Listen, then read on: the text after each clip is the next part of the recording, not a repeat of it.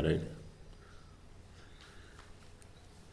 तो एक ब्राह्मण देवता थे, वह अयोध्या से पास में शहर में जाकर, जिसका नाम फैजाबाद पड़ गया था, वास्तव में मुगलों ने कर दिया था, वहाँ जाकर भगवान की कथा सुनाते थे। जब वो भगवान की कथा सुनाते थे तो रात्रि में आते, कथा बहुत अच्छी करते थे, रात्रि में अपने घर आते। एक सिद्ध संत उनकी कथा सुनने आते थे, फकीर। वह एक दिन उनको रास्ते में मिले, एकांत में। कथा में नहीं मिलते थे, पीछे बैठकर कथा सुनते थे और चले जाते थे। एक दिन रास्ते में मिले, बोले पंडित जी, मैं बहुत खुश हुआ हूं, आपने हमारे अवध शहजादे की कथा सुनाई, अवध राजकुमार की कथा सुनाई। मैं बहुत प्रसन्न हूं, खुश हूं। आप कुछ मांग लो मेरे से, मेरे ऊपर प्रभु की कृपा है। आप कुछ मांग लो मेरे से, राम जी की मेरे ऊपर कृपा है, मैं दे सकता हूं आपको। पंडित जी ने सोचा, बहुत अच्छा हुआ है। तो सबसे पहला वरदान मांगा उनसे कि मेरे को भय लगता है तो भय ना लगे। पैसे लेकर आता हूं तो मेरे को भय लगता है, मेरे को कोई लूटपाट ना करे, किसी से, मेरे को चोरों से भय ना हो, कोई चोर मेरे को कुछ ना बिगाड़ सके, ऐसी आप मेरे को शक्ति दो। दिया। और मांगो। मेरी बेटी का विवाह है, योग हो गई बेटी, उसका विवाह की चिंता है मेरे को, उसका विवाह हो जाए, उसका ठीक है, उसको बर मिल जाए, दूसरी बात उसकी चिंता है, वो हो जाए, ये मांगता हूँ। बोले हो जाएगा। और बोलो। बोले मेरे मकान नहीं है, तो पक्का मकान बन जाए, अच्छा मकान बन जाए, ताकि मेरे को तकलीफ ना हो बरसात आदि में, ये भी हो जाएगा। और बोलो। बोले मेरे रोग है, चौथे नंबर पे मांगा कि मैं रोगी रहता हूँ, थोड़ा मेरे को तकलीफ है पैरों में, वो ठीक हो जाए। बोले वो भी ठीक हो जाएगा, साइटिका भी ठीक हो जाएगा आपका। और मांगो। और बोलो, मैं आज खुश हूँ बहुत। बोले मेरे को राम जी की मैं कथा सुनाता हूँ तो राम जी के दर्शन करना चाहता हूँ, राम जी के, उनके प्यारे प्यारे मुखारविंद को देखूं, उनके दर्शन करूं, मैं उनसे बातचीत करूं। बोले पंडित जी ये नहीं होगा, बाकी 4 तो हो जाएंगे, ये नहीं होगा 5वां काम। क्यों? क्योंकि आपने इसको 5वें नंबर पर रखा।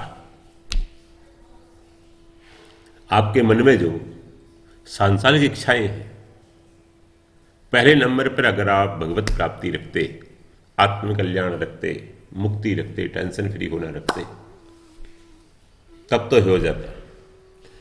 इसमें नंबर है आपका 5वां। ध्यान देना, उनका तो 5वां नंबर था, हमारे मन में जो लिस्ट है उसमें तो 50वां नंबर होगा। 1 नंबर पे परिवार है, बेटा है, बेटी है, तीसरे नंबर पत्नी है, चौथे नंबर बच्चे हैं, पति है, रिश्तेदार हैं, धन है, संपत्ति है, मकान है, प्रॉपर्टी है, जमीन है, बिजनेस है, नौकरी है, शरीर है हमारा, हमारी और भी विश हैं, और भी च्वाइस हैं। भगवान कौन से नंबर पर होंगे? आत्मकल्याण करना है, ये लक्ष्य कौन से नंबर पर है? हमारे लौकिक लक्ष्य हमारे 1 नंबर पर है। तो साधक को लिस्ट बनानी चाहिए, अपने मन में एक लिस्ट बनाए कि भगवान कौन से नंबर पर है, तो फिर उसका मन परमात्मा में लगेगा, मन में शांति मिलेगी, जरूर मिलेगी। प्रायोरिटी किस चीज़ को देते हैं? प्रायोरिटी जिस चीज़ को दें, प्राथमिकता जिस चीज़ को दें, उसमें मन अपने आप लगता है। एक बात। दूसरी बात, स्वामी शरणानंद जी महाराज कहते थे कि आप पसंद किसको करते हैं? भक्त कहते मन नहीं लगता, तो वो कहते पसंद किसको करते हैं आप? संसार को पसंद करते हैं या परमात्मा को पसंद करते हैं? किसको पसंद करते हैं? आपकी पसंदगी क्या है? च्वाइस क्या है? एकांत, इसकी पहचान कैसे हो? जब आप एकांत में बैठे, उस समय आप अपने मन को देखो, इसको आत्मनिरीक्षण कहते हैं। तो आत्मनिरीक्षण करो कि आपका मन स्वाभाविक रूप से कहाँ जाता है। विषयों में जाता है, धन में जाता है, सम्मान में जाता है, कंचन कामनी कीर्ति में कहाँ जाता है? ये परमात्मा में जाता है। बिना कारण ही परमात्मा याद आते हैं या संसार याद आता है, ये आपको स्वयं देखना चाहिए। ये आपको स्वयं निरीक्षण करना चाहिए। बस उससे पता चल जाता है कि हमारी पसंद क्या है, क्या पसंद है। मंदिर में गए तो परमात्मा याद आ रहे हैं या जूते याद आ रहे हैं, ध्यान कहाँ है हमारा? या जो दर्शन करने वाले हैं उनकी तरफ है, ध्यान कहाँ है हमारा? हम कहाँ देख रहे हैं?